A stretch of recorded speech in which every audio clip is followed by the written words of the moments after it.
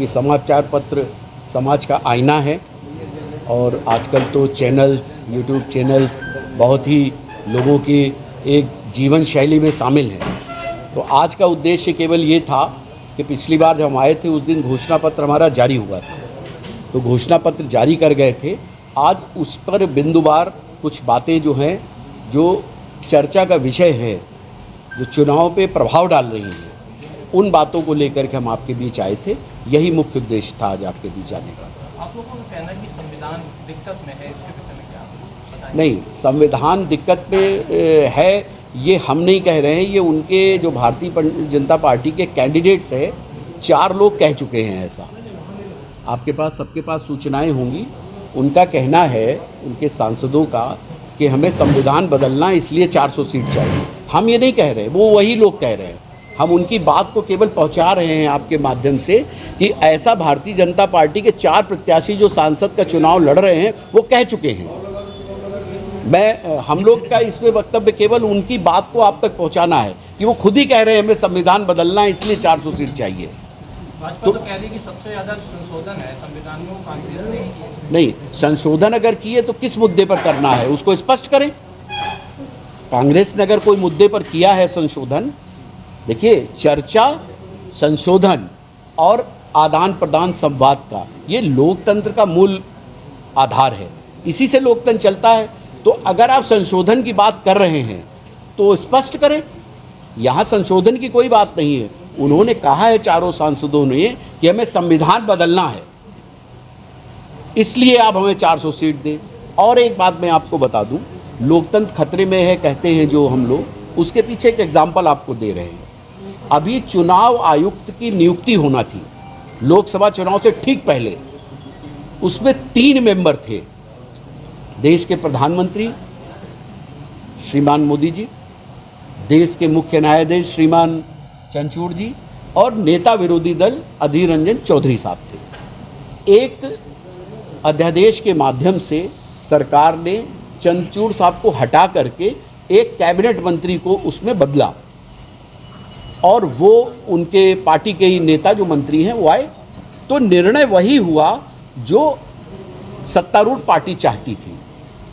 लोकतंत्र में क्या है कि आपने क्यों बदला, इस आप नियत का टोटल मामला है कि आपकी नियत क्या थी, कि आप अपने मत के हिसाब से अपनी व्यवस्था के क्या चाहते थे, आप किसको चाहते थे, और उस पर नेता विरोधी दल अधीर रंजन चौधरी साहब ने विरोध भी दर्ज किया है, इतिहास में दर्ज हो गया है।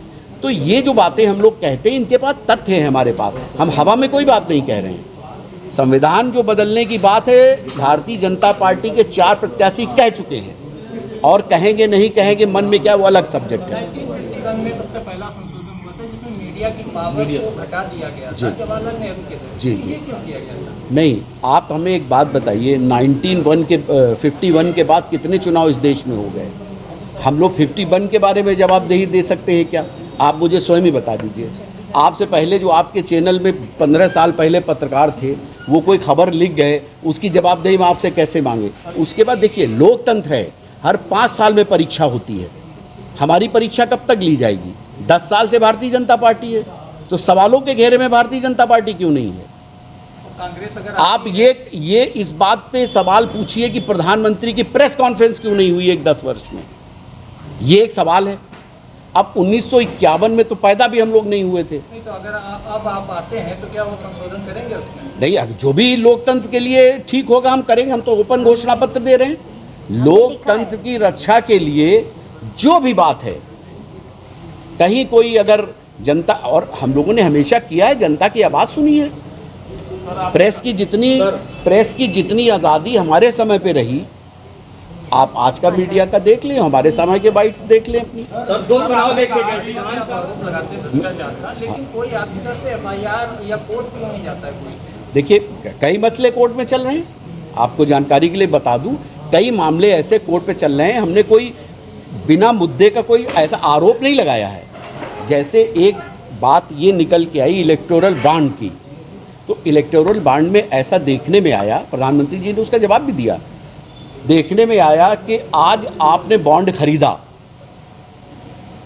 और आपको कुछ लाभ मिल गया 6 महीने के अंदर, तो एक सवाल हो गया, मैं खुद हो गया हूँ। अभी आपने कहा सीतापुर के जो सांसद है वो लगातार चुने जा रहे हैं, हाँ। लेकिन वो जगह जगह दिखते नहीं, कोई चुनाव के दरमियान दिखते, तो क्या वजह है कि वो बार बार जीत जाते हैं यहाँ से सीतापुर? ये शोध का विषय, इस पे ही लगे हुए हैं हम लोग। ये बात पहुँचाएंगे जनजन तक? हाँ, नहीं बिल्कुल पहुंचाएंगे, यही हम शोध का विषय है और इसी बात को लोग कह रहे हैं। सबसे बुजुर्ग पार्टी है आप, हाँ। गठबंधन की क्या जरूरत है? बुजुर्ग नहीं, हम नौजवान पार्टी हैं। बुजुर्ग क्यों कह रहे हैं? अब पुरानी पार्टी, पुरानी पार्टी, नौजवान पार्टी। बिल्कुल बिल्कुल ठीक बात जी। गठबंधन की क्या आवश्यकता पड़ गई? देखिए, गठबंधन आज नहीं हो रहा है, 91 से लगातार आप गौर करें तो गठबंधन का युग चल रहा है। 89 से कोई आज तो नहीं गठबंधन हो रहा है। आपके हिसाब से कितनी सीटें आ रही हैं? किसकी? हाँ, यहाँ यूपी में 40 से 50 सीट हम लोग जीत रहे हैं और ये बात ऑन रिकॉर्ड, आप इसको डालिएगा। 40 से 50 सीट के बीच में गठबंधन जो बना है वो जीत रहा है उत्तर प्रदेश में चुनाव, और एक बहुत चौंकाने वाले परिणाम प्रथम इस चरण प्रदेश के में चुनाव आने में ही वाले। आपने देख लिया कि क्या हालत हो गई है भारतीय जनता पार्टी की। कहीं कोई लहर दिख रही भारतीय जनता पार्टी की? मत प्रतिशत घटता है, जी। तो उप मुख्यमंत्री का ये भी कहना है मत प्रतिशत घटने से विपक्ष को नुकसान मिलेगा। उप मुख्यमंत्री के बारे में कल मैंने बयान दिया था। वो उप मुख्यमंत्री जी का अति उत्साह है, वो अति उत्साह में ये बात कह रहे हैं, और चूंकि पार्टी लाइन पे बोलना है तो ज़रूरी है, लेकिन अंदर से सारे लोग भयभीत हैं।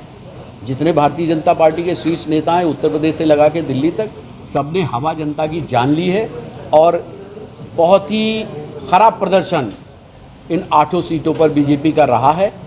और ऐसा सुनने में आ रहा है कि 6 सीट गठबंधन जीत रहा है इन 8 में से, कम से कम 6 सीट। तो बहुत ही चौंकाने वाले परिणाम, जनता में एक आक्रोश है। और सबसे बड़ी बात जो मैं आपको बताऊं, जो इस समय हावी है, जो किसी की नज़र नहीं जा रही है, कोई राष्ट्रीय मुद्दा प्रभावी नहीं है। स्थानीय मुद्दों ने राष्ट्रीय मुद्दों को रिप्लेस कर दिया है। बेरोजगारी और महंगाई ये गली गली मुखर रूप से है। आप पोलिंग स्टेशन पर, मैं आपसे विनम्र आग्रह करता हूं, जाना 10 मतदाताओं से पूछिएगा आपका मुद्दा क्या है, तो बेरोजगारी बताएगा नौजवान, और किसी और जो गृहस्थ हो, जो मैच्योर व्यक्ति हो, उससे पूछिएगा, वो तुरंत कहेगा कि महंगाई। इन्हीं मुद्दों पर मतदान हो रहा है, और अगर इन मुद्दों पर मतदान है तो किस तरफ हवा जा रही है ये आपको स्पष्ट हो जाएगा। बहुत बहुत धन्यवाद।